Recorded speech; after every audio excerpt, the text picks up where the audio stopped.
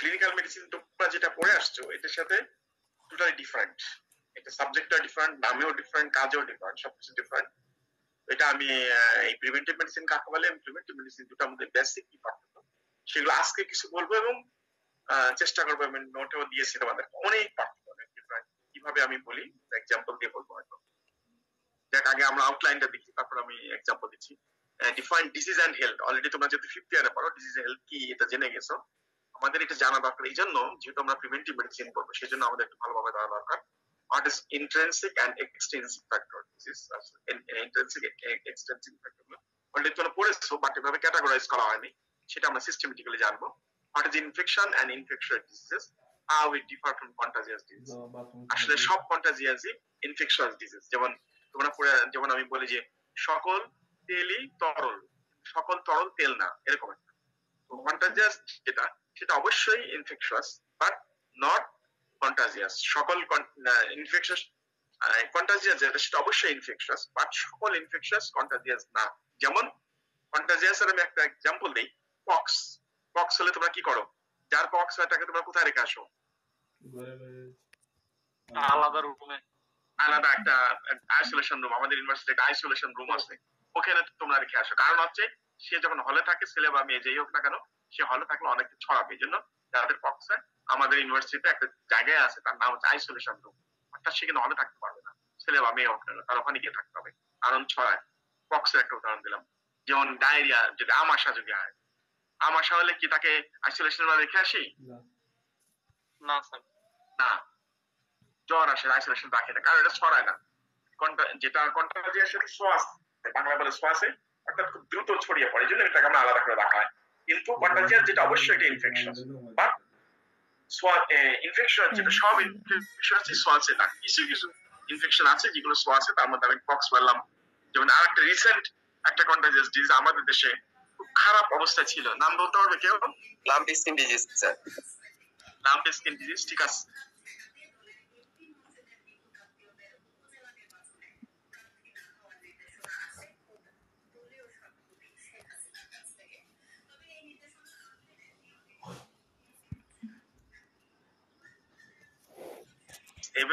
সবই কন্টাজিয়াস, আছে, দ্রুত ছড়ায়, কিন্তু সব এগুলো অবশ্যই ইনফেকশাস বাট নট, এগুলো ইনফেকশন, সকল ইনফেকশাস কন্টাজিয়াস। এই জন্য আমি বলি all contagious are infectious but all infectious are not contagious.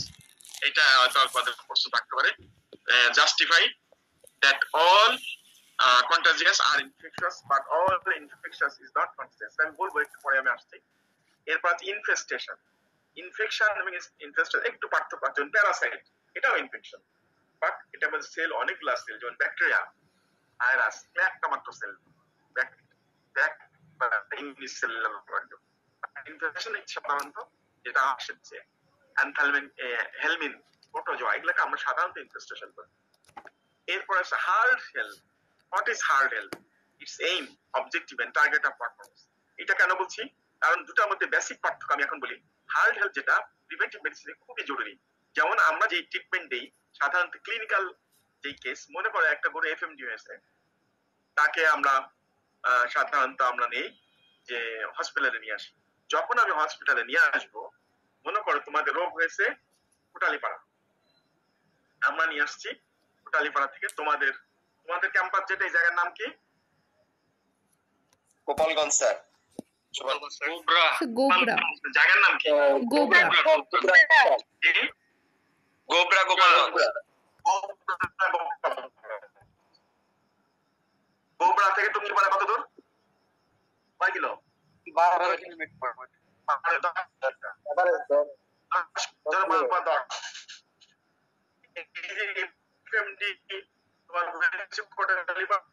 গোবরাতে নিয়ে আসছো, আনার সময় হাইলি কন্টাজিয়াস, বাতাসের মাধ্যমে তোর মাইক্রোবায়োলজিতে পড়ছো, প্যাথোলজিতে পড়ছো, দ্রুত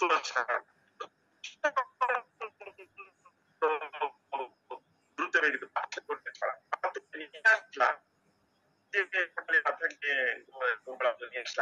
যতগুলা এনিম্যাল তার কন্ট্যাক্টে আসবে এই বাতাসের সংস্পর্শে, তার সংস্পর্শে সবাইকে সেই এই যে মারাত্মক যে ডিজিজগুলা হসপিটালে নিয়ে আসলাম, মানে কি আশেপাশে যতগুলো আছে একটা ডোজ দিয়ে আসলাম। এনিমালকে কখনোই হসপিটাল আনা হয় না, তারা যায় কোথায়, ফার্মে গিয়ে যায়। এই জন্য এই যে ফার্মে গিয়ে যে আমি চিকিৎসা দিব, এইটার নামে আছে প্রিভেন্টিভ মেডিসিন। অর্থাৎ প্রিভেন্টিভ মেডিসিন সে কি করবে, তার এখানে সুস্থ এনিমাল, অসুস্থ এনিমাল, অর্থাৎ অ্যাজ এ হোল পুরো ফার্ম নিয়ে তারা ডিল করবে। আর ক্লিনিক্যাল মেডিসিন যেটা, সেটা হচ্ছে শুধুমাত্র ক্লিনিক্যালি সিক, ইমার্জেন্সি যেটা, সেটা হচ্ছে ক্লিনিক্যাল মেডিসিন। এখন দুটার মধ্যে ক্যাটাগরাইজড কতগুলো পার্থক্য আছে। যেমন ধরো ক্লিনিক্যাল মেডিসিন, সে কি চিন্তা করে সারাদিন, যে কয়টা রোগী দেখবো, রোগী দেখলে সে কি পাবে, টাকা পাবে, ওষুধ বিক্রি করবে, ফি নিবে। কিন্তু প্রিভেন্টিভ মেডিসিন যে কাজ করবে, সে কিন্তু চিন্তা করে প্রিভেনশন ইজ বেটার দ্যান কিউর। সে চায় কোনো অবস্থাতে যাতে তার ফার্মে কোনো এনিমাল অসুস্থ না হয়, অর্থাৎ সে রোগ মুক্ত লাইভ স্টক চায়, রোগ মুক্ত বাংলাদেশ চায়, রোগ মুক্ত জাতি চায়। একজন আছে রোগ মুক্ত, ডিজিজ ফ্রি রাখতে চায়, আর একজন চায় কি রোগ আসুক, আসলে আমি ভিজিট পাবো, আমি ওষুধ বিক্রি করব, আমার বিজনেস জমজমাট হবে, তাই না? দুইজনের চাওয়া পাওয়া কি ডিফারেন্স না? কি বলো? বিপরীত ধর্মী। একজন চায় রোগ মুক্ত বাংলাদেশ, আর একজন চায় রোগ আসুক, আমি টাকা পাবো। তাহলে এই যে দুইটা ডিসিপ্লিন আমরা একত্রিত কাজ করছি, আমরা একটা আছে পজিটিভ আর একটা নেগেটিভ। এই পজিটিভ আর নেগেটিভ যদি একসাথে কাজ করে, ফলাফল কি হয়? জিরো। আমাদের অবস্থা জিরোর পথে, আমরা এই দুটাকে একত্রিত করে ফেলছি, যার ফলে আমরা ডিএলএস এর অবস্থা জিরোর পথে। মানুষের ক্ষেত্রে কিন্তু তারা আলাদা করে ফেলছে। আমাদের ইউনিভার্সিটি হসপিটাল, তোমাদের ওখানে কি আছে জানি না, আমাদের একটা অনেক বড় ইউনিভার্সিটি, তোমরা জানো। এখানে দুইটা ভাগ আছে, একটা আছে preventive section, health care centre prevention, health care centre চিকিৎসা। মানুষের কিন্তু আছে, বড় বড় হসপিটাল গুলো, মেডিকেল কলেজে আছে, তারা ভাগ করে নিচ্ছে যে এটা preventive section, curative section. Curative section কি? যারা অসুস্থ হবে তাদেরকে ওখানে নিয়ে যাওয়া হবে। প্রিভেন্টিভ সেকশন কি? যাতে রোগ না হয়, তারা কি করে, তাদের কাজ হচ্ছে তোমরা যেখানে থাকো ওখানে দেখবে যে তোমাদের যখন ঘুমায় থাকো, তোমরা জানো না, ওখানে মেথর আসে, মেথর এসে কি করে, তোমাদের ড্রেন পরিষ্কার করে, বাথরুম পরিষ্কার করে, তারপর তোমাদের যেগুলা আমাদের এখানে যেটা করে, আমি দেখি শিয়াল ধরে, কুকুর ধরে, তারপরে পরিষ্কার পরিচ্ছন্ন রাখে, কুরবানি পরিষ্কার পরিচ্ছন্ন করা, অর্থাৎ পরিবেশটিকে কলুষ মুক্ত রাখে, যাতে কোনো রোগ না হয়। তাদের কাজই এটা, তারা কিন্তু চিকিৎসা করবে না। আমরা কি করছি, আমরা ব্যাটারিয়ান, আমরা চিকিৎসা করছি, ট্রিটমেন্ট দিচ্ছি, একজন চাচ্ছে রোগ মুক্ত বাংলাদেশ, আরেকজন চাচ্ছে রোগ, যার ফলে আমাদের ফলাফল শূন্য কোঠায়। এই জন্য আমার যেটা এখন বলার ইচ্ছা, মানুষের যেমন প্রিভেন্টিভ সেকশন এবং কিউরেটিভ সেকশন আলাদা করে ফেলছে, অদূর ভবিষ্যতে আমরা হয়তো দেখি নাই, তোমরা হয়তো দেখবে যে দুটা সেকশন আলাদা হয়ে গেছে। আসলে এই দুটো সেকশন আলাদাই হওয়ার কথা। এনিওয়ে, উন্নত দেশে এই দুটা সেকশন আলাদা। তারা অসুস্থ, আমরা যেমন আমাদের হসপিটাল আমরা গরু নিয়ে আসি, ভেড়া নিয়ে আসি, ছাগল নিয়ে আসি, কুকুর নিয়ে আসি, সবই নিয়ে আসি, কিন্তু তারা কিন্তু কোনো অ্যানিমাল আনে না, হসপিটাল আনে না। ডাক্তার হসপিটাল থেকে যখন প্রবলেম হয় ফার্মে যায়, ফার্মে গিয়ে সুস্থ অ্যানিমাল, অসুস্থ অ্যানিমাল, অর্থাৎ পুরো ফার্ম সে দেখে, তার কি করতে হবে সে সাজেশন দিয়ে আসে। কোনো অবস্থাতেই কোনো অসুস্থ অ্যানিমাল কোনো হসপিটাল আনা হয় না। আমি আমেরিকা পড়াশোনা করছি, তোমরা জানো, ওখানে অ্যানিমাল বলতে, কোরিয়াতে পড়াশোনা করছি, জাপানে পড়াশোনা করছি, ওখানে অ্যানিমাল বলতে বোঝায় সিক অ্যানিমাল, শুধু ডগকে নিয়ে যায় তারা। ডগ নিয়ে যাওয়ার জন্য তারা কোলে চড়ে যায় মানুষের সাথে। আমরা একটু পড়িয়েছি, সোশ্যাল অ্যানিমাল, মানুষের মতোই, অনেক এক্সপেন্সিভ চিকিৎসা এটা। তারা কখনোই কোনো অ্যানিমাল কোনো হসপিটাল আনে না, যদি নিয়ে আসে তাদের কোলে চড়ে, মানুষের কোলে চড়ে, মানুষের বাচ্চা যেভাবে কোলে নিয়ে আসে, ঠিক বিড়ালের বাচ্চা কোলে নিয়ে তারা হসপিটালে আসে। এইটা আছে বেসিক পার্থক্য। তো আমরা পয়েন্ট বাই পয়েন্ট আলাপ করবো, আপাতত এইটুকু জানলে হবে। The preventive medicine is that branch of veterinary medicine which deals with the disease of infectious origin and of contagiousness and its occurrence among animal population. Its occurrence among animal population পুরা hard, and its prevention and control by suitable and appropriate measure. অর্থাৎ animal population, whole population এ কিভাবে prevent করবে সেটা সম্পর্কে আলাপ করে। এখানে ট্রিটমেন্টের কথা নাই, মেডিসিনে যে তোমরা বলছো ডায়াগনোসিস, ট্রিটমেন্ট, কন্ট্রোল, এখানে ট্রিটমেন্টের কথা কিন্তু নাই। আমরা বলা যে এখানে আমরা কি বললাম, its occurrence among animal population and its prevention and control by suitable and appropriate measure. অর্থাৎ এখানে আমরা তোমাদেরকে পড়াবো যে কিভাবে ডিজিজ কন্ট্রোল বা ডিজিজের এজেন্ট না জেনে, সেটা কি, আমি আরেকটা এক্সাম্পল একটু পরে বলছি, পড়ানোর সময় আরো বলবো, আরো অনেক এক্সাম্পল আমি দিব, তাহলে বুঝতে পারবে যে কিভাবে এটা সম্ভব। দেখো এটা মধ্যে কি থাকবে, ইট এমব্রেসেস দ্য ইটিওলজি, এর মধ্যে ইটিওলজি থাকবে, এপিডেমিওলজি থাকবে, প্যাথোজেনেসিস থাকবে, কনফার্মেটরি ডায়াগনোসিস থাকবে, curative measure of individual animal as well as control of infection in the animal community. Animal কমিউনিটির কথা বলেছে। আর ক্লিনিক্যাল মেডিসিন সবসময় ইন্ডিভিজুয়াল অ্যানিমাল, ওখানে অ্যানিমাল পপুলেশন আসবে না, অ্যানিমাল কমিউনিটি আসবে না, সবসময় সিক অ্যানিমাল এবং ইন্ডিভিজুয়াল অ্যানিমাল, এই কথাটা বারবার আসবে। It therefore has got strong linkage and bearing on that discipline, that is pathology, microbiology, parasitology, pharmacology, clinical medicine, surgery. এদের সবগুলো একত্রে মিলেই কিন্তু এই ক্লিনিক্যাল মেডিসিন যে শুধু ওরা ডিল করে, তারা প্রিভেন্টিভ মেডিসিনের মধ্যেও এগুলো আছে। তো এখানে আমি আরো কতগুলো বিষয় আছে দেখো। Clinical medicine basically deals with individual animal. On the contrary, preventive medicine is primarily aimed at necessary control and prevention of diseases in a flock or herd. It is also known as herd health medicine. অর্থাৎ clinical medicine বলতে আমি individual animal, অর্থাৎ sick animal যেটা অসুস্থ হয়েছে সেটা নিয়ে। আর preventive medicine deal করে কি নিয়ে? Prevention and control of disease in a flock. In a flock বলতে বোঝাচ্ছে, বুঝতে পারছো, গ্রুপ অফ বার্ড। হার্ড মানে এই গ্রুপ অফ ক্যাটল, অর্থাৎ বড় একটা গ্রুপ, প্যাক, যেমন কুকুরের বেলায় প্যাক নিয়ে আলোচনা হবে। সবসময় গ্রুপের কথা চিন্তা করবে, কমিউনিটির কথা চিন্তা করবে, কখনোই ইন্ডিভিজুয়াল এনিমাল না। এখন এটার মধ্যে আমাদের উদ্দেশ্য কি? উদ্দেশ্য দেখো, preventive medicine also goat considerable significance to public health. অর্থাৎ এখানে considerable significance to public health. Public health কেন সেটা আমি বলছি। A good number about 150 disease as per who can be transmitted two human being. অর্থাৎ 150টা, এই হু মানে তোমরা জানো সারা পৃথিবী মানুষের হেলথ যারা কন্ট্রোল করে, এনিম্যাল হেলথ যারা কন্ট্রোল করে, এদেরকে বলে ওআই। এটা আগে একবার বলেছি, মানে আমি আবার বলবো। ওআই হচ্ছে কি? World organisation for animal health. এরা কি করে? সারা পৃথিবীর যত এনিম্যাল ডিজিজ আছে সেগুলো নিয়ে কথা বলে, বা তাদের ট্রিটমেন্ট কি হবে, তাদের কন্ট্রোল কিভাবে হবে, তারপরে তাদের পলিসি কি হবে, এভরিথিং তারা যেটা বলবে সেটাই ফাইনাল। হু এরকম পাওয়ারফুল একটা বই, সারা পৃথিবী ব্যাপী তারা বলবে, তারা যেটা বলবে সেটাই ফাইনাল হবে।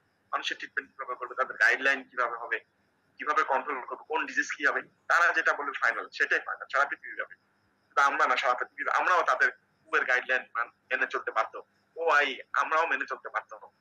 যদি আমরা মেনে না চলি তাহলে কি হবো? আমরা কার মতো হয়ে যাবো বলো? এর গাইডলাইন না মানলে আমরা কার মতো হবো বলো? একটা রাষ্ট্রের নাম বলো যে যারা আইসোলেটেড, দুনিয়ার সকল থেকে আইসোলেটেড একটা রাষ্ট্রের নাম বলো। North Korea. নর্থ কোরিয়াকে কি সবাই আইসোলেট করে গেছে না? নর্থ কোরিয়ার মতো হয়ে যাবো আমাদেরকে এরকম। আর নর্থ কোরিয়া কারণ নিয়ম কারণ মানে না, সে নিজের করে নর্থ কোরিয়ার মতো আমরা হয়ে যাবো। বাংলাদেশের কেউ নর্থ কোরিয়া যেতে পারবে না, অর্থাৎ একটা আইসোলেটেড একটা মতো। তারা কোনো ইন্টারন্যাশনাল রুলস এন্ড রেগুলেশন মেনে চলে না। আমরা কিন্তু সব রুলস এন্ড রেগুলেশন মেনে চলি।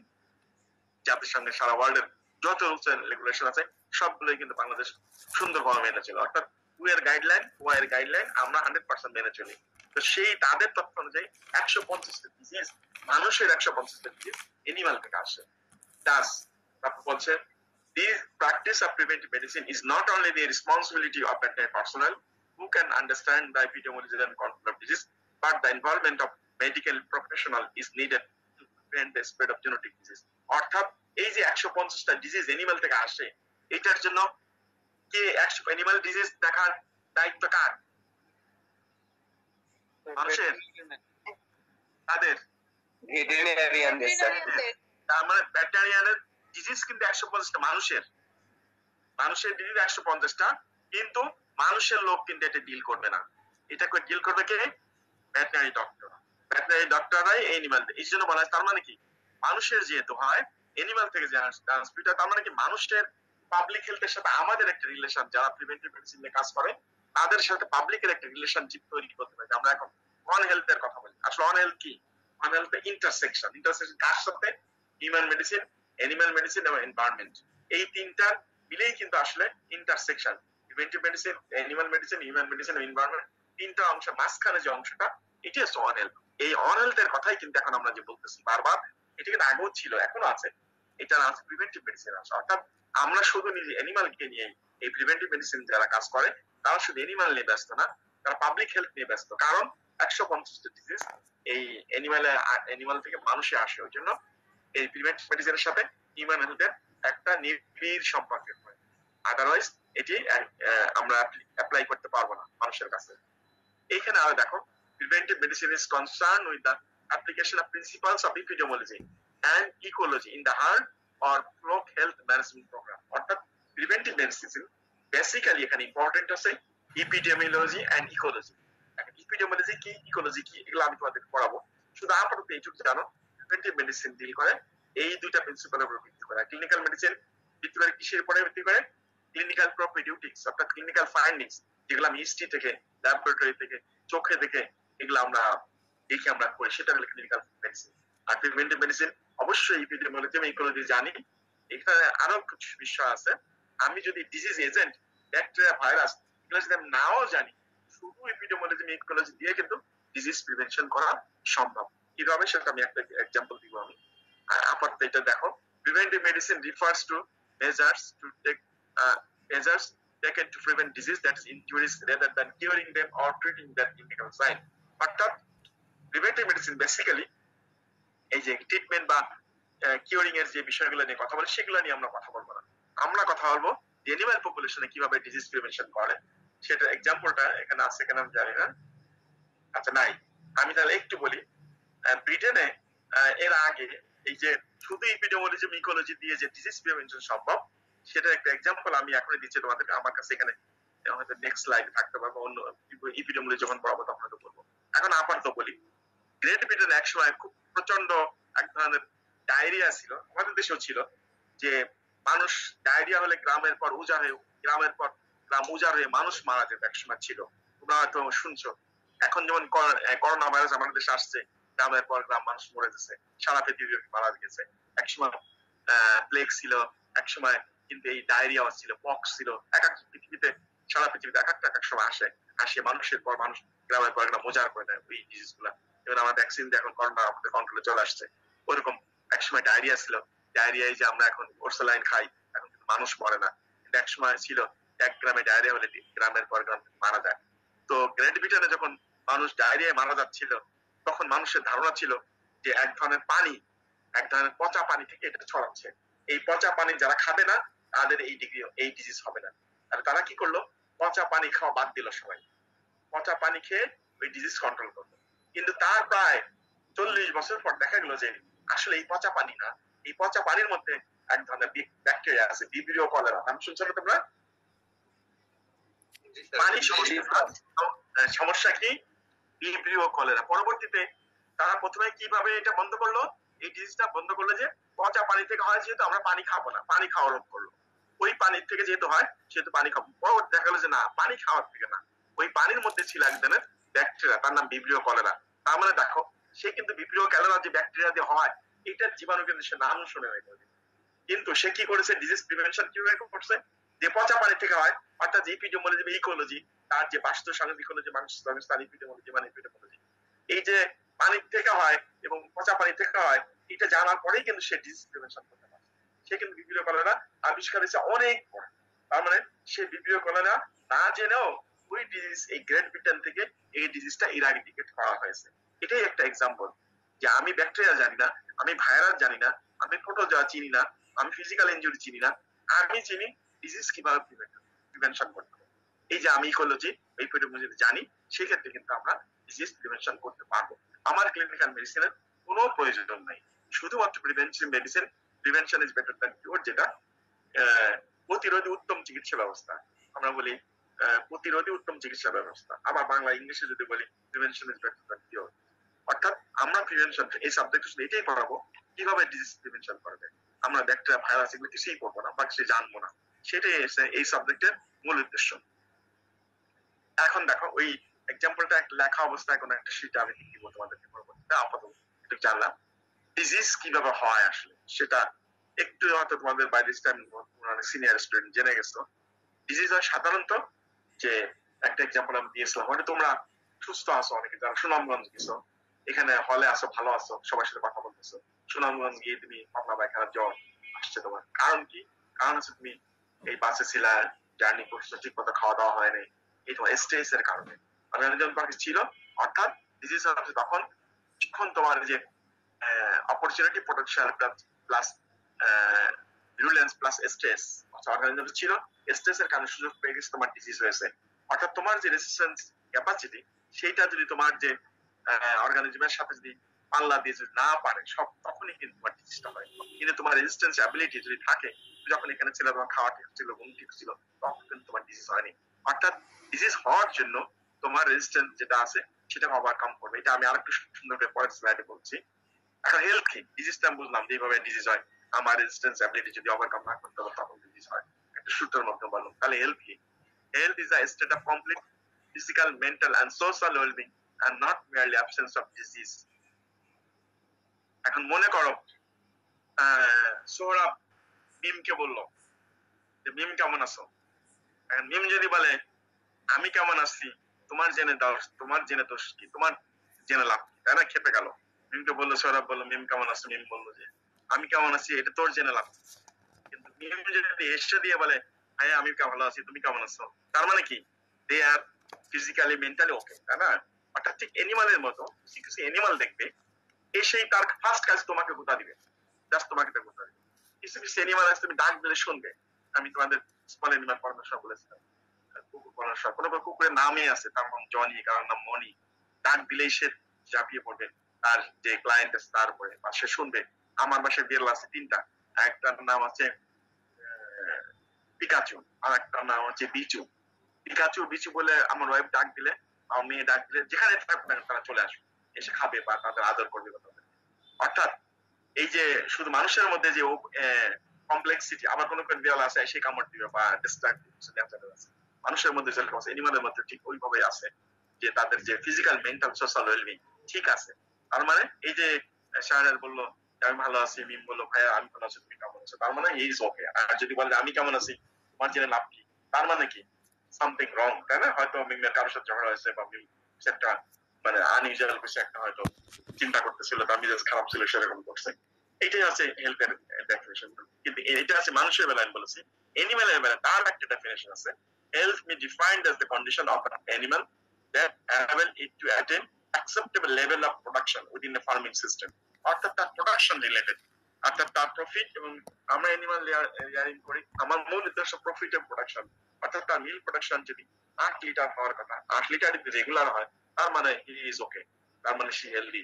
যদি 2 লিটার হয়, 3 লিটার হয়, তার মানে প্রবলেম হয়, সেখানে আনঅ্যাকসেপ্টেবল পারফরমেন্স, তখন এটা ডিজিজের পর্যায়ে চলে যাবে। অর্থাৎ ডিজিজের হেলথের ডেফিনেশন মানুষের বেলা একরকম, অ্যানিমালের বেলা আরেকবার। এরপর আছে এই যে ডিজিজটা কিভাবে হয়, আমি সেভাবে একটু বলি তোমাদেরকে। অপরচুনিটি এটা হচ্ছে রিয়েল আজার না, কিন্তু এটা আমার মোবাইলের আজার, হয়তো সৌদি আরবের টাইম অনুযায়ী, আমাদের এখানে টাইম হয়নি। আমি একটু একটু যেহেতু বন্ধ করা যেতে যাবে না, একটু দাঁড়াই, একটু লাইটটা দিই।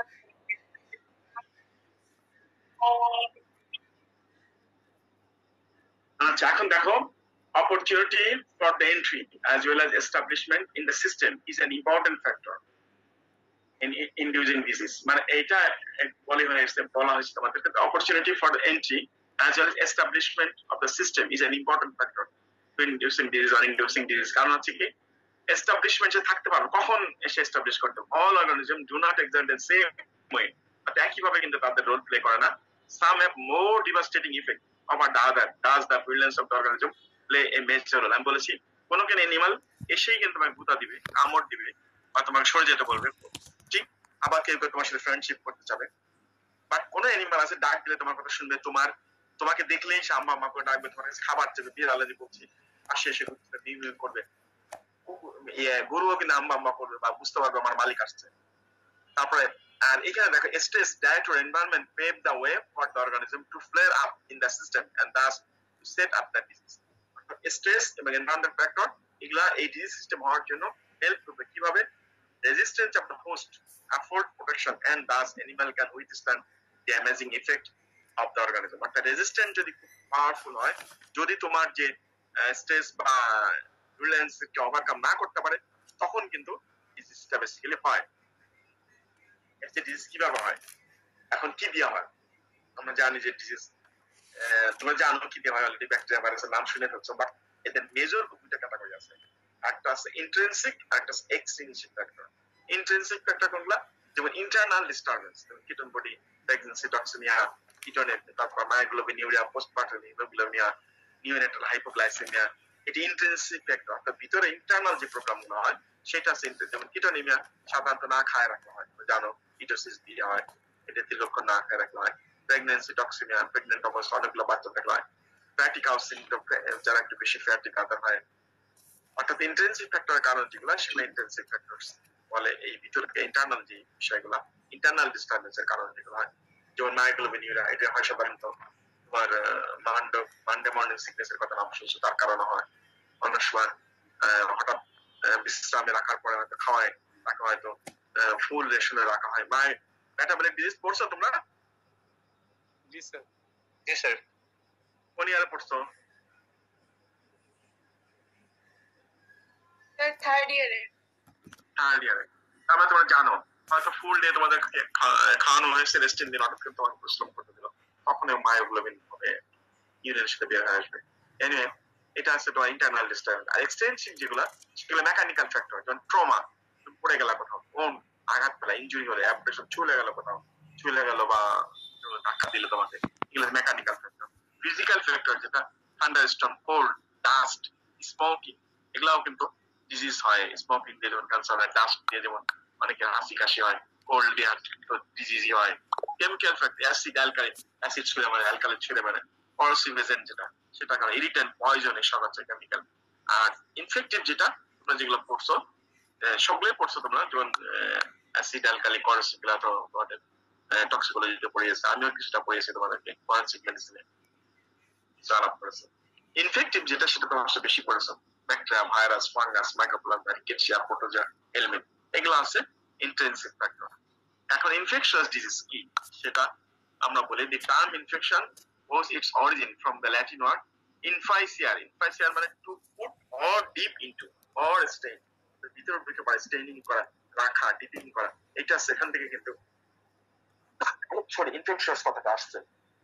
It denotes interaction between two living organisms, an host and an agent. Host এবং agent the interaction, এখান থেকে কিন্তু আসলে বেসিক্যালি ইনফেকশনটা হয়। They fight each other to establish their superiority to thrive. যেমন superiority বলতে এখানে যেমন তোমরা মেন্ডেলের কথা মনে আছে তোমরা, যখন ইন্টারমিডিয়েটে পড়েছিলাম, সার্ভাইভাল অফ দ্য ফিটেস্ট, অর্থাৎ অনেক জন্মগ্রহণ করে পরে এনভায়রনমেন্টের সাথে ফাইট করে যাওয়া জীবন থাকে, এটাই এখানে বলা আছে। They fight each other to establish their superiority to thrive, অর্থাৎ তাদের বেঁচে থাকার জন্য পরিবেশের সাথে লড়াইয়ের মাধ্যমে, এটাই Mendelism. While the host is superior enough to resist, the disease does not occur if the agent is successful. Disease sets up. Organism কি করে? এনভায়রনমেন্টের সাথে ফাইট করে, যখন সে শক্তিশালী হয় তখন ডিজিজ হয়। যখন তোমার রেজিস্ট্যান্স পাওয়ার সুপিরিয়র হয়, অর্থাৎ সে যদি শক্তিশালী হয়, তখন কিন্তু তোমার ডিজিজ হবে না। এটি আমি এতক্ষণ ধরে আলাপ করতেছিলাম। অর্থাৎ infection implies the existence of microorganism in or on the body of the host animal. অর্থাৎ ইনফেকশন তখনই হবে তখন এই অর্গানিজমটা তোমার বডিতে থাকবে এবং তোমার রেজিস্ট্যান্স যখন ফেল করবে, ঠিক তখনই কিন্তু ডিজিজটা হবে। ইনফেকশাস ডিজিজ আর those disease caused by organism infective in nature or which are capable of passing from infected to healthy one under favorable condition. Infection হবে যেগুলো একটা থেকে একটা ছড়াইতে পারে, এবং সাধারণত ব্যাকটেরিয়া দেওয়া হয় বা ভাইরাস দেওয়া হয়, তাদেরকে ইনফেকশন বলে। আর কন্টাজিয়াস কোনগুলো? Contagious are those diseases which spread from one animal to another by direct contact or indirect contact through other. Direct contact কোনগুলো? যেমন তোমার গায়ের সাথে গা লাগলো, হাঁচি কাশি, ইনডাইরেক্ট কোনটা? বাতাসের মাধ্যমে বা কাপড় চোপড়ের মাধ্যমে, ইত্যাদি, সেটা আছে কন্টাজিয়াস। অর্থাৎ দেখো, all contagious diseases are infective in origin, but all infectious diseases are not contagious. এটা আমি বলছিলাম যে সকল তেলই তরল বা সকল তরল তেল নয়, এরকম শব্দ। In some infectious disease, the mode of transmission from animal to animal, it got limitation. Tetanus, সাইকোসিস, সেগুলা সাধারণত ট্রান্সমিট করে না, কন্টাজিয়াস না, তারা কিন্তু infection, it is infection but not contagious. এরপর ইনফেস্টেশন কাকে বলে? The term comes from the Latin word infestia, অর্থাৎ এমন disturbed or hostile. It indicates the presence of animal parasite in or on the body of the host animal. অর্থাৎ infestation বলতে সাধারণত Parasite থাকবে বডিতে অথবা বডির উপরে। This includes flea, lice, tick, tapeworm, boundworm, flukes. এগুলা হচ্ছে ইনফেস্টেশন, অর্থাৎ যেগুলা মাল্টি সেলুলার অর্গানিজম, সেগুলোর মাধ্যমে হলে আমরা তখন ইনফেস্টেশন বলা হয়। আর ইউনিসেলুলার যেগুলো সাধারণত ব্যাকটেরিয়া, ভাইরাস, এগুলা হলে সাধারণত আমরা এগুলো ইনফেকশন বলা হয়। বাট অনেক সময় আমরা ইনফেকশন বলি, এখন এটা অনেক আগে ডেফিনেশন, এখন কিন্তু প্যারাসাইটিক ইনফেকশন ইনফেস্টেশন বলে, ইনফেকশন কিন্তু বলে। সুতরাং ইনফেস্টেশন যদি সে বলে রাইট, আবার ইনফেকশনে যেটা বলে সেটাও কিন্তু right. An infesting organism may transmit infection, যেমন tick may transmit haemopathogen parasite, tick borne disease, tick দিয়ে ডিজিজ হয়। তোমরা ডিজিজের নাম বলতে পারবে তোমরা? বেবিসিওসিস। বেবিসিয়া, সাধারণত আমরা বেবিসিয়া হলে কি কালারের, কিভাবে বুঝবো? কফি কালার আমরা এক চোখ বন্ধ করে বলতে পারি এটা বেবিসিয়া। আবার যখন বেবিসিয়া হয় তখন আমরা এনিমাল মালিককে জিজ্ঞেস করি যে আপনার গরুর গায়ে কি কোনো টিক আছে? সে বলবে হ্যাঁ, কারণ এই টিকই কিন্তু এই ডিজিজটা ছড়িয়েছে। এই বেবিসিয়া হওয়ার মেইন কারণ কিন্তু টিক, এই টিকটাই বেবিসিয়া ট্রান্সমিট করে। এখন আমরা আসি herd health. Preventive medicine definition যখন আমি বলেছিলাম তখন বলেছিলাম আমরা হার্ড হেলথ একটা ইম্পর্টেন্ট ইস্যু। এখন হার্ড হেলথ কি? It is a plant animal health and production programme. Plant animal health and production, অর্থাৎ অ্যানিমাল হেলথ এবং প্রোডাকশন প্লান্ট হতে হবে। কিভাবে? It is a combination of regularly scheduled health activities and good herd management design to maintain optimum animal health and to achieve optimum production. Farming এর, animal farming এর মূল লক্ষ্যই কি? লাভ। এখানে প্রফিট ওরিয়েন্টেড, প্রোডাকশন ওরিয়েন্টেড। মানুষের চিকিৎসা, এনিমালের চিকিৎসা আমাদের এটা পার্থক্য। মানুষের চিকিৎসা আমরা কি করি, বা স্মল এনিমাল, সোশ্যাল এনিমাল যারা, যত টাকা লাগুক, যত কোটি টাকা লাগুক চিন্তা করি যেভাবে আত্মীয় স্বজন যেভাবে জোগাড় করার চেষ্টা করে, তাকে বাঁচানোর চেষ্টা করে। কিন্তু এনিমালের তা না। একটা গরুর দাম যদি 1 লক্ষ টাকা হয়, আমরা কি তার পিছনে 1 লক্ষ টাকা খরচ করবো? কি বলো? না স্যার। না, আমরা কত খরচ করবো তার পিছনে? খরচ করার আগে কি চিন্তা করবো? লাভ। স্যার প্রফিটের কথা চিন্তা করব। হ্যাঁ, যে গরুটা যদি বেঁচে থাকে বাঁচানো যাবে কিনা, বাঁচাইতে কত খরচ হবে, এটা কিন্তু আগে আমরা হিসাব করি। অর্থাৎ আমার প্রফিটের কথা চিন্তা করি। আমি যে ফার্ম করেছি প্রফিটের জন্য, প্রফিট যদি না হয় সেই ফার্ম আমরা বন্ধ করি। এটাই কিন্তু ফার্মিং এর মূল। মুরগি হোক, ছাগল হোক, বেড়া হোক, গরু হোক, এইটা কিন্তু কুকুর বেড়ালের বেলায় না। আমি যেটা বলেছি বারবার বলছি, সোশ্যাল এনিমাল তারা কিন্তু মানুষের মতোই, অর্থাৎ তাদের বেলায় না, শুধুমাত্র এই যে পোল্ট্রির বেলায় বা এনিমাল, অন্যান্য এনিমালের বেলায় কিন্তু আমরা প্রফিটের কথা চিন্তা করি। অর্থাৎ এইম অফ হার্ড হেলথ কি? Ever present goal is to maintain, is to control and manage animal health and production at a high level of efficiency, and at the same time to seek and introduce new technique that will continue to improve efficiency. অর্থাৎ ডেফিনেশনের মধ্যে বললাম optimal health and production, এইবার ক্ষেত্রে বলছি improve efficiency. অর্থাৎ আজকে যদি আমি 100 টাকা লাভ হয়, আমি কালকে চিন্তা করবো 110 টাকা, 120 টাকা, 130 টাকা। আজকে যদি আমি 10 লিটার দুধ পাই, কালকে চিন্তা করবো 11 লিটার কিভাবে দেওয়া যায়, 12 লিটার কিভাবে দেওয়া যায়, 13 লিটার কিভাবে দেওয়া যায়। যদি আমার 10 লিটার থেকে 8 লিটার চলে আসে, তখন বলতে হবে আমার ঠিক আসলে ডিজিজ আছে। অর্থাৎ হার্ড হেলথের এই মেইন এইম হচ্ছে কি নিউ টেকনিক ইমপ্রুভ করা। অর্থাৎ এমন ভাবে আমরা টেকনিক ইউজ করবো যে আমার প্রোডাকশন কিভাবে বাড়া যায়, আমার এফিসিয়েন্সি কিভাবে বাড়া, আমার এনিমালের এফিসিয়েন্সি কিভাবে বাড়ে, এইটা হচ্ছে হার্ড হেলথের এইম। এটার অবজেক্টিভ, মেইন অবজেক্টিভ দুইটা মেইন অবজেক্টিভ, বাট এর মাঝখানে আমার ভাগ আছে। যেমন প্রথম অবজেক্টিভ যেটা primary objective is herd health is to maintain animal health and production at the most efficient level that will provide maximum economic return to the animal owner. আমি বলছি লাভ যেহেতু সম্পর্কিত, অর্থাৎ আমি যদি 1 লক্ষ টাকার ফার্ম করি, আমার প্রফিট আমি কত আশা করি বলো? আমার সব মিলে কত আসবে?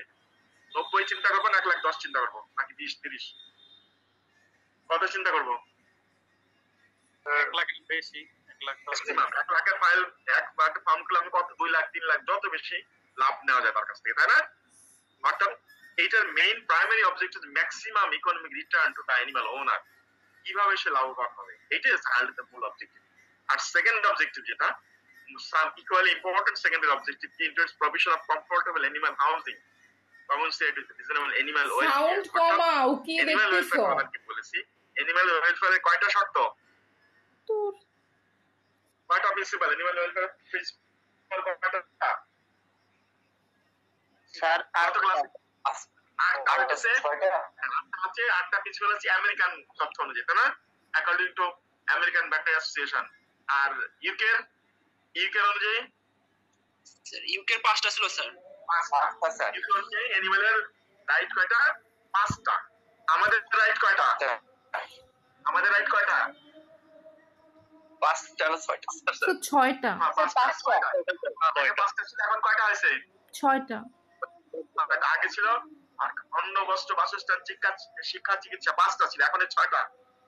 এক্সট্রাটার নাম কি বলো? বিনোদন, নিরাপত্তা ও বিনোদন, তাই না? আগে ছিল আমাদের অন্ন বস্ত্র বাসস্থান শিক্ষা চিকিৎসা, এখন হয়েছে কি নিরাপত্তা এবং বিনোদন। মানুষের মৌলিক চাহিদা এখন 6টা, আগে 5টা ছিল। আমরা যখন ছোট ছিলাম তখন 5টা ছিল, এখন 6টা। নিরাপত্তা এবং বিনোদন বাড়ছে একটা। এনিমালের 5টা, ইউকে সিস্টেম অনুযায়ী 5টা, আমেরিকান সিস্টেম অনুযায়ী 8টা। অর্থাৎ এনিমাল ওয়েলফেয়ারকে তোমাকে কনফার্ম করতে হবে এই হার্ডের জন্য। অর্থাৎ তার বেডিং ঠিক মতো রাখতে হবে, তাকে কষ্ট দেওয়া যাবে না, তাকে ক্লাউডি এরিয়াতে নেওয়া যাবে না, তাকে মারা যাবে না, সে যেখানে যেতে চায় তাকে সেল দিতে হবে। আবার এনিমাল ওয়েলফেয়ার এবং রাইট এর মধ্যে পার্থক্য আছে না? পড়াইছিল তোমাদেরকে, জি মনে স্যার। আছে? জি স্যার। রাইট এনিমাল রাইট কি? এনিমাল রাইট হচ্ছে এনিমালকে ছেড়ে দিতে হবে। এনিমাল রাইট কারা এস্টাবলিশ করছে? আমাদের আশেপাশের দেশের নাম বলো। এনিমাল রাইট এস্টাবলিশ আছে এখন আমাদের, এখন পর্যন্ত পরিচালিত আছে কোন দেশে বলো? আমাদের আশেপাশের একটা দেশ, নাম বলেছিলাম আমি। এনিমাল রাইট 100% ফলো করে কারা? স্যার ইন্ডিয়ারা। ইন্ডিয়া। ইন্ডিয়া 100% ফলো করে। অর্থাৎ ইন্ডিয়াতে কোন এনিমাল জবাই করা নিষেধ, মারা নিষেধ, ধরা নিষেধ। সে তার মতো চলবে, তার মতো খাবে, তার মতো সবকিছু করবে। তুমি যদি তাকে ধরো, যদি তাকে মারো, আর নিজেকে তাকে অত্যাচার করে, তোমাকে কিন্তু পুলিশে ধরে নিয়ে যাবে। এটা আমি নিজে দেখে আসছি।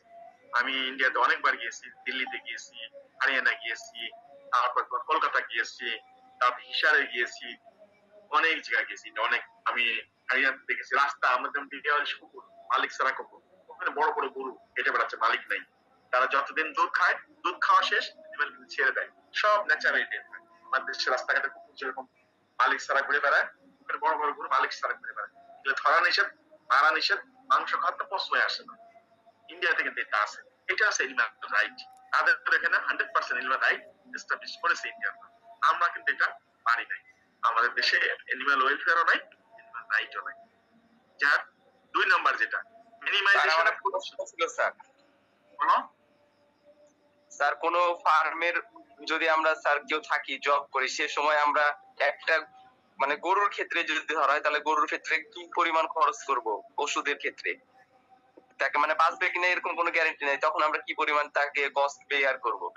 এমন ভাবে বলবো যাতে আমার লস না হয়। তুমি চিন্তা ইকোনমিক কিনা, যদি মনে করো তুমি 1000 টাকা খরচ করবা, 1000 টাকা কি আমি যদি বিক্রি করে দিই, গরুটা জবাই করে খেয়ে ফেলি, সেক্ষেত্রে আমার মালিক মানবে কিনা, এই অনেকগুলো বিষয় অনেক প্রশ্ন উত্তর একবারে বলা দেওয়া মুশকিল। অনেকগুলো বিষয় নিয়ে তুমি তখন সিদ্ধান্ত নিবে আসলে কিন্তু প্রফিট থেকে। এই 1 নাম্বার বলছি ফার্মের ম্যাক্সিমাম ইকোনমিক রিটার্ন, অর্থাৎ আমি আমার ফার্মার মালিকের চিন্তা করবো তার রিটার্ন কি আসবে, সেটা ওভারকাম করার জন্য যেটা করা সেটাই করবো। ঠিক আছে, তোমার প্রশ্ন উত্তর পেয়েছো? জি স্যার। এক কথা এটা উত্তর দেওয়া মুশকিল, তবে সবসময় আমি ম্যাক্সিমাম ইনকাম রিটার্ন, আমি লাভবান হবো, এটাই ফার্মের মূল উদ্দেশ্য। সকল ফার্মে, গরু ফার্ম, মুরগির ফার্ম, হাঁসের ফার্ম, কবুতরের ফার্ম, কোয়েলের ফার্ম, সব জায়গায় লাভের সাথে সম্পর্ক। লস দিয়ে কেউ ফার্ম করবে না, এটা ইম্পসিবল। শুধু বাঙালি না, কোনো দেশে করবে, কেউই করবে না, পাগলও করবে না।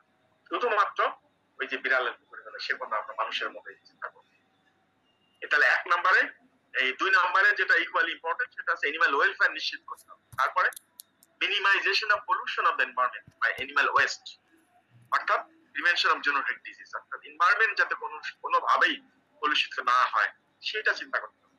তোমাদেরকে আমি বলেছিলাম আগে ক্লাসে পড়ানোর সময়, আমার মামার বাড়ি হচ্ছে যশোরের ওইদিকে নদীর পাড়ে। বলেছিলাম যে তখন আমি যখন ছোট ছিলাম, নানার বাড়িতে মামার বাড়িতে যখন যেতাম, তখন কিন্তু কোনো টয়লেট ছিল না। কেউ আবার রাগ করো না আমার উপর, ওইদিকে যারা আসো নদীর পাড়ে যাদের বাড়ি, কোথাও কিন্তু টয়লেট ছিল না। সবাই সকালবেলা উঠে নদীর পাড়ে দিয়ে টয়লেট করতো, একদম বাতাসে হাওয়া টয়লেট করতো আর বাতাসটা লাগাতো শরীরে। এখন কিন্তু নাই এটা, এখন কিন্তু নাই। এখন আমার নানার বাড়িতে ওইদিকে এখন সব টয়লেট হয়ে গেছে। আগে সবাই নদীর পাড়ে, এবং পায়খানা গুলো ছিল একদম নদীর মধ্যে, নদীর ভিতরে। ওই সব পায়খানা, যেখানে আবার পায়খানা করতো পাশে আবার প্রচুর মাছ পাওয়া যেত, ঘাইরো মাছ বলতে, এখন পাওয়া যায় কিনা জানি না। ওই জাল দিয়ে আবার মাছ, ওই পায়খানা খাচ্ছে ওদেরকে আবার জাল দিয়ে ধরতেছে, ওই মাছ আবার বাগাতে দিচ্ছে। এখনকার দিনে কিন্তু ইম্পসিবল। এখন ইভেন মানুষের পায়খানা তো নির্দিষ্ট জায়গায় ফেলা হয়, এনিমেলের পায়খানা কিন্তু আমরা নির্দিষ্ট জায়গায় ফেলার জন্য বলা হচ্ছে। কোনো অবস্থাতেই কোনো এনিমেলের বর্জ্য পায়খানা, গোবর এবং ইউরিন নির্দিষ্ট জায়গায় ফেলতে হবে। তোমাদের কি কোনো ফার্ম আছে? না স্যার। হ্যালো, ছোট ফার্মাস। আচ্ছা, তোমাদের যদি ছোট ছোট ফার্মে যদি ভিজিট করতে যাও, টুকুরে হয়তো তোমাদের সারা তোমাদের নিয়ে যাবে। ওখানে যখন সকাল 8টায় যখন তুমি যাও, সকাল 7টায় তুমি যাও, ফার্মে না ঢুকে জাস্ট ফার্মের পাশ দিয়ে তুমি হাঁটবে, বাসায় এসে দেখবে তোমার ওয়াইফ বিবাহিত হোক, ওয়াইফ বলবে এই তুমি কোথায় গিয়েছিলে আজকে, জিজ্ঞেস করবে। তুমি ফার্মে কিন্তু ঢুকো নাই, পাশ দিয়ে এটা আসছো, দেখে আসছো, বলবে এই তুমি কোথায় গিয়েছিলা, বলবে কেন, তোমার কাছ থেকে গন্ধ বেরোচ্ছে। কারণ আমি এটা কিভাবে বুঝলাম, আমার এখানে ফার্ম আছে একটা, কিছু মাছ পেলে 6-7টা গরু আছে। প্রথম দিকে যখন গরু ছিল না, আমার বাসায় আমি ঢুকলে আমার ওয়াইফ জিজ্ঞেস করে তুমি কোথায় গিয়েছিলাম, কেন, তোমার কাছে গন্ধ বেরোচ্ছে কেন। কারণ আমি গেছিলাম আসলে আমার গরু দেখতে, আমি কিন্তু গরুর ভিতরে ঢুকি নাই, জাস্ট পাশে দাঁড়ায় দেখছি, তাতে কিন্তু আমার কাপড় চোপড় বন্ধ, এবং ওয়াইফ কমপ্লেন করতেছে তোমার কাছ থেকে গন্ধ আসতেছে। কিন্তু তুমি যখন এনিমাল ফার্ম, এটা সকালের কথা বলছি, 10টার সময় তুমি যখন যাবে দেখবেন যে খুব ক্লিন, নিট অ্যান্ড ক্লিন, কোনো ময়লা নাই, একদম পরিষ্কার। এই যে পরিষ্কার থেকে ওইখানে যে ফার্মের যে লোক আছে সে কিন্তু পরিষ্কার করছে, ঘুম থেকে উঠেই সে ঘর পরিষ্কার করে। আমরা ছোটবেলায়, আমি বলছি আমার বাড়ি ভাটিয়াপাড়া, আমার মাকে দেখতাম ঘুম থেকে উঠেই কি করছে, ঝাড়ু একটা দিত, ঝাড়ু দিত। এবং কোনো খাওয়া দাওয়া, কোনো কাজ নাই। ওই গ্রামে গোপালগঞ্জ বলে যে বাসি ঘরে কোনো কিছু খাওয়া যাবে না, খেলে তার পেটে অসুখ হবে, বিভিন্ন ধরনের নিয়ম কারণ আছে। ঘুম থেকে উঠে ঝাড়ু নিয়ে আগে পুরো ঘর ঝাড়ু দিবে, তারপরে কিন্তু খাওয়া দাওয়া, রান্না বান্না ইত্যাদি যা কাজ আছে। ঠিক এনিমালগুলো কিন্তু এইভাবেই করতে হবে। ঘুম থেকে উঠেই ফার্স্ট কাজ আছে এনিমাল ঘরটা পরিষ্কার করা। অর্থাৎ কোনো অবস্থাতে কোনো ওয়েস্ট যাতে না আসে, উদ্দেশ্য কি, ডিজিজ যাতে। আমি হয়তো তুমি জানো না এর মধ্যে অ্যানথ্রাক্স আছে কিনা। অ্যানথ্রাক্স হলে কি হবে জানো তোমরা, তোমাদেরকে আমি পড়াইছি না অ্যানথ্রাক্স তোমাদেরকে, না কোন স্যারা পড়াইছে? অ্যানথ্রাক্সকে আমি পড়াই নাই মনে না? না স্যার। আচ্ছা, গোবর, অ্যানথ্রাক্স আক্রান্ত গোবর যদি তোমার স্কিনে লাগে, তোমার স্কিন লেশন হবে। অর্থাৎ জুনোটিক ডিজিজ, আমরা জানি না সার অ্যানথ্রাক্স আক্রান্ত কিনা বা টিবিতে আক্রান্ত কিনা। অর্থাৎ কোনো অবস্থাতে কোনো ওয়েস্ট, মানুষের তো প্রশ্নই আসে না, এনিমেলের কোনো অংশ এনভায়রনমেন্টে আসতে পারবে না। এটাই হার্ডেলথের অবজেক্টিভের একটা অংশ। টার্গেট অফ পারফরমেন্স, এটা অলরেডি বলেছি। টার্গেট অফ পারফরমেন্স মানে তোমার প্রোডাকশন একটা লেভেল থাকবে, এইটা তোমাকে চেক করতে হবে টাইম টু টাইম, এই প্রোডাকশন ঠিক আছে কিনা, অর্থাৎ প্রোডাকশন বাড়ানো যাবে কিভাবে, অলরেডি বলে ফেলেছি। The objective of hard health are achieved by application of concept of target of performance. অর্থাৎ তোমার কত প্রোডাকশন হবে সেটা টার্গেট থাকবে। এই target of performance is the level of animal health and production that is considered to be optimum and will yield the best economic return to the industry. অর্থাৎ আমার টার্গেটটা হচ্ছে কি, আমি প্রত্যেকটা অ্যানিমাল থেকে 8 লিটার দুধ, এই 8 লিটার দিতে হবে। কিন্তু 6-4 চলে আসে তখন কিন্তু আমাকে চেক করতে হবে এবং 8 লিটার কিভাবে আসবে সেটা তোমার চেষ্টা করবে। যেমন যে টার্গেট অফ পারফরমেন্স আর determine from the performance found on a sample of a farm that are considered to be representative of the economically conscious commercial farm population. অর্থাৎ রিপ্রেজেন্টেটিভ এভারেজ কত হয়, 8 লিটার কিনা, একটা গরু হয়তো 4 লিটার দিল, আরেকটা 12 লিটার দিল, এভারেজ হয় কিনা। অর্থাৎ তোমার এভারেজ একটা প্রোডাকশন থাকতে হবে, একটা দুটা হতেই পারে, বাট এভারেজ প্রোডাকশন থাকতে হবে। যদি না হয় সেক্ষেত্রে কি করবে? In hard health program, the actual performance of animal health and production is determined on the regular basis and compared with the target of performance. অর্থাৎ তোমার যে টার্গেট অফ পারফরমেন্স যেটা আছে এটা দেখতে হবে, চেক করতে হবে ঠিক আছে কিনা। যদি না, the differences between target of performance and actual performance are shortfall, অর্থাৎ কম actual performance এবং target of performance যদি পাশাপাশি থাকবে, অল্প ডিফারেন্স হবে, the reason for failure to achieve the target of performance are then identified. অর্থাৎ তোমার টার্গেট যেটা আছে সেইটা যদি না হয় তখন কি করতে হবে, সেটা আইডেন্টিফাই করতে হবে। কি হবে? Recommended for improvement are made, and performance is monitored continuously to assess the effectiveness of the action taken. অর্থাৎ যদি কোনো কারণে কমে যায় সেটা তোমার দেখতে হবে কেন কমতেছে সেটা আইডেন্টিফাই করতে হবে এবং কিভাবে সেটা ওভারকাম করা যায় সেটাও তোমার রিকমেন্ডেশন দিতে হবে। The cycle is then repeated on a continuous basis. অর্থাৎ তোমার যে টার্গেটের পারফরমেন্স সেটা দেখলাম রিয়েল প্রোডাকশন করা হচ্ছে সেটার মধ্যে খুব পার্থক্য খুব কম যদি থাকে সেটা আইডেন্টিফাই করতে হবে এবং সেটা ওভারকাম করার চেষ্টা করতে হবে। এইটা হচ্ছে হার্ড হেলথের মূল আমাদের কনসেপ্ট। তার মানে এখান থেকে প্রশ্ন রাখতে পারে what is herd health, write down the objective of hard health or write down the target of performance of hard health. এইখান থেকে একটা প্রশ্ন। আর 2 নম্বর প্রশ্ন প্রথম যেটা বলছি what is preventive medicine, define preventive medicine. দুটো ইম্পর্টেন্ট প্রশ্ন কিন্তু আজকে আমরা আলাপ করলাম। এখন আমি আসবো দুটার মধ্যে পার্থক্য কি। তোমাদের সমস্যা নাই তো? না, নামাজ কয়টায় তোমাদের এখানে? 8:30 আছে নামাজ। 8:30 না, তাহলে সময় হয়েছে। ভার্সিটি মসজিদে হচ্ছে 9টার দিকে। জি, ভার্সিটি মসজিদে 9টার দিকে। 9টায় তো আমিও নামাজে যাবো, আমার 9:45 নামাজ। তো ছেড়ে দিব নাকি আর কিছু কথা বলবো? আজকে স্যার থাক। আজকে থাক। তাহলে আমি এই লাস্ট লাইন আমি যেটা বলেছি সেটা এক্সাম্পল যেটা দিয়েছি ওইটা এখন চলে আসছে। দেখো, in preventive medicine like clinical medicine and pathology, a specific diagnosis and identification of causal agent of a disease is not necessary for prevention, control and eradication, but identification of determinant is essential. একটু আগে যেটা আমি বাংলায় বলেছিলাম যে preventive মেডিসিনে specific diagnosis important না, তার important কি আইডেন্টিফিকেশন অফ ডিটারমিনেন্ট। ডিটারমিনেন্ট কি? ডিটারমিনেন্ট হচ্ছে যে সকল ডিজিজ হতে সহযোগিতা করে। যেমন আমি বলি তোমার টিটেনাস, টিটেনাস হওয়ার জন্য কি প্রয়োজন? কাটা ছিঁড়ার প্রয়োজন। কাটা ছিঁড়ার প্রয়োজন। আর টিটেনাস কি দেওয়া হয়? Tetanus toxoid. টিটেনাস টক্সয়েড অর্থাৎ ক্লোস্ট্রিডিয়াম টিটানে দেওয়া হয়, তাই না? এখন ক্লোস্ট্রিডিয়াম টিটানে যদি তোমাকে কসমেটিক দিয়ে তোমার সারা গইলে মাখায় দিলাম, তোমাকে ক্লোস্ট্রিডিয়াম টিটানাস হবে? No sir. না স্যার। তো হবে না। ক্লোস্ট্রিডিয়াম টিটান হওয়ার জন্য কি লাগবে? ডিপ পাংচারড হোল লাগবে। ডিপ পাংচারড হোল হলে কি হবে? এই টিটেনি এখানে মাল্টিপ্লাই করবে। আর তার মানে এই ক্যাস্ট্রেশন মানে কি এখানে পাংচারড হোল হবে, এই হোলের মধ্যে জন্মগ্রহণ করবে এখানে ক্লোস্ট্রিডিয়াম টিটেন ঢুকবে। এখন আমার কথা হচ্ছে আমি টিটেনাস হলো কিসের জন্য? আমি ক্যাস্ট্রেশন করেছিলাম, অর্থাৎ কাটাছেঁড়া করেছিলাম। কাটাছেঁড়া যদি বন্ধ করে দিই আমি ক্যাস্ট্রেশন না করে তাহলে কি টিটেনাস হবে? না স্যার, হবে না। অর্থাৎ এই যে কাটাছেঁড়া যে বন্ধ করলাম আমি, এইটা হচ্ছে ডিটারমিনেন্ট। অর্থাৎ এই টিটেনাস হওয়ার জন্য কাটা একটা ইম্পর্টেন্ট ফ্যাক্টর। অর্থাৎ আমি যদি কাটাটা বাদ দিই, অর্থাৎ যেই ফ্যাক্টর গুলা ডিজিজ হওয়ার জন্য দায়ী, যেই ফ্যাক্টর ডিজিজ হতে গেলে ইনফ্লুয়েন্স করে, অর্থাৎ কাটাটা ডিজিজ হওয়া না হওয়া ডিপেন্ড করছে কাটার উপরে, এই কাটাটা আছে ডিটারমিনেন্ট।